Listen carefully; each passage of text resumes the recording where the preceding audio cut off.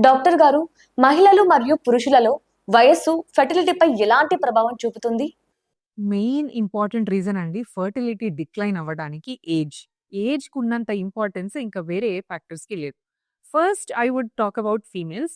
ఫీమేల్స్‌లో 35 ఈ 35 ఏజ్ దాటామనుకోండి, మన egg reserve, మన బాడీలో ఉన్న నంబర్ ఆఫ్ ఎగ్స్ అన్నీ డ్రాప్ అవ్వడంతో పాటు, క్వాలిటీ ఆఫ్ ద ఎగ్ కూడా డ్రాప్ అయ్యే ఛాన్సెస్ ఉంటాయి. సో, మన పెద్దలు అంటుంటారు, 30 సంవత్సరాల లోపు కన్సీవ్ కావాలమ్మా అని. ఖచ్చితంగా అది నిజమేనండి. So, egg numbers and egg quality drop అవుతుంటే, మీ ప్రెగ్నెన్సీ వచ్చే ఛాన్సెస్ గానీ, ఆర్ మీరు ట్రీట్మెంట్ తీసుకుంటున్నప్పుడు సక్సెస్ అయ్యే ఛాన్సెస్ గానీ, అన్నీ కూడా డ్రాప్ అయ్యే అవకాశం ఉండొచ్చు. One more thing, age related కొన్ని కండిషన్స్ రావచ్చు. ఎండోమెట్రియోసిస్ అని, అడినోమయోసిస్ అని, ఫైబ్రాయిడ్స్ అని. పూర్వము మా ప్రొఫెసర్ ఒకళ్ళు చెప్పేవాళ్ళు. యూట్రస్‌లో ఐదర్ బిడ్డయినా ఉండాలి లేదా గడ్డయినా వస్తది అని. సో, ఇది ఖచ్చితంగా వాస్తవమే.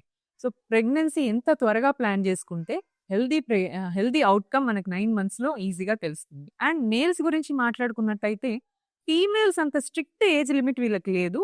They can have good sperm up to 45 or 50 years of age. So, ఈ రకంగా లిటిల్ పార్షియాలిటీ మేల్స్ వైపు కొంచెం ఎక్కువ ఉంది. వీళ్ళలో decreased sperm count or decreased motility అయ్యే ఛాన్సెస్‌తో పాటు, సెక్షువల్ ఇంట్రెస్ట్ అంటే వైఫ్‌తో సెక్స్ ఇంట్రెస్ట్‌గా చేయటానికి కొంచెము తగ్గిపోతుంది. So, decrease in the mood, decrease in the libido and ఎక్కువ కాలం అవుతున్న కొద్దీ వాళ్ళు పార్టిసిపేట్ చేయటంలో ఇంట్రెస్ట్ చూపించరు. So, number of times they participate in intercourse తగ్గిపోతాయి. అలా అని ప్రాబ్లమ్స్ అన్నీ కూడా ఇంక్రీజ్ అయ్యే ఛాన్సెస్ ఉంటాయి.